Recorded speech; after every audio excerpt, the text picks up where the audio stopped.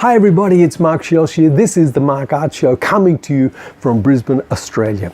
I get to talk to a lot of artists, and one of the things that artists ask me all the time, it's always about success. It's how do I get successful quickly? Well, look, the key to getting successful is being prepared for success. Now, we've talked about this. If you've been listening to me for a while, you know what I'm going to say, that you need to work hard at your craft. You need to put the time, the energy into it. You need to pay the price it's going to cost. There's dues to be paid. It's kind of like an apprenticeship. It's going to take time and you need to be patient. But more than anything else, you need to prepare yourself for being successful.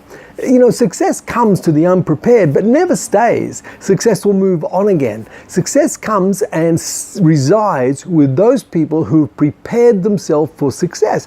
Now, what do I mean by that? Those people who've prepared themselves by learning to sell, by learning to talk to customers, by learning to deal with strangers, by learning to market themselves. They put time into their online platform. They work hard at that to make that happen. You see, it's doing all the other little boring things that help to build success. And I find that in everything that I do. It's not the great moments when you're speaking on stage or your videos go viral. It's not that. That's the result of all the hard work you've done behind the scenes. You see, that's the result of all the hours and hours that you put into preparation, that you put into your art, being original, sticking to your vision, not moving from your vision, not being swayed by opinions, not being swayed by criticism, but hanging in there and doing the things that really matter and are passion for you. And that's about it. It's about your passion. It's about working the passion. It's about letting the muse flow through you. It's about being able to do what you have to do to be successful.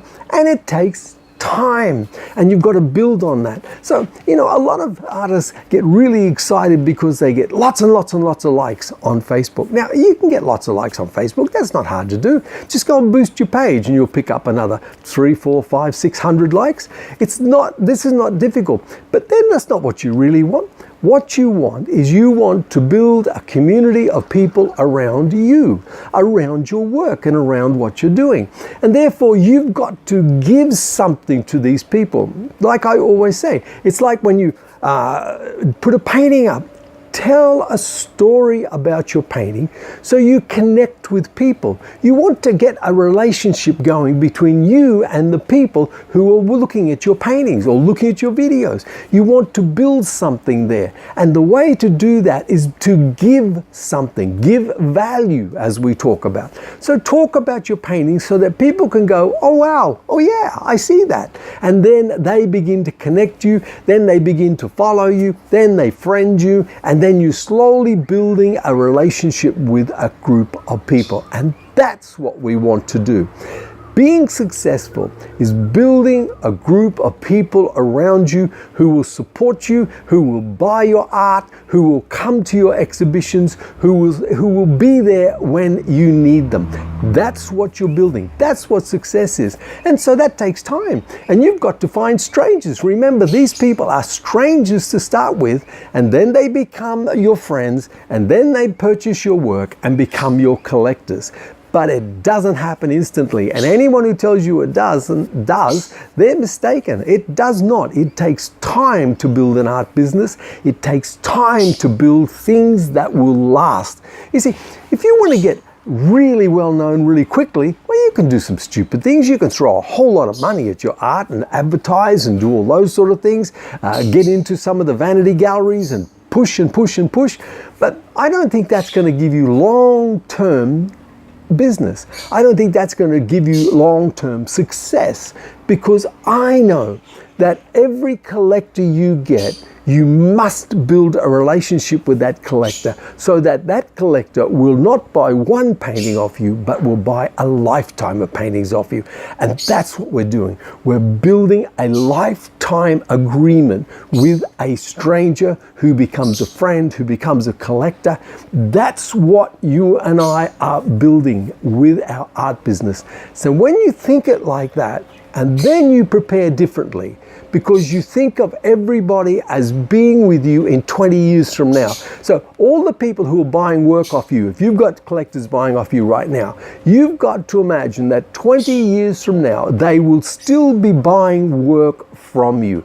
That's the way you've got to think. So then the next question is, what do I have to do to keep those collectors with me for the next 20 years? And it's not just sell them paintings. That's not going to be it. You're going to have to do all those things that I talk about with after sales service, following up, talking, communicating with them, emailing them, keeping them up to date on what you are doing and how you are progressing and what your career is up to.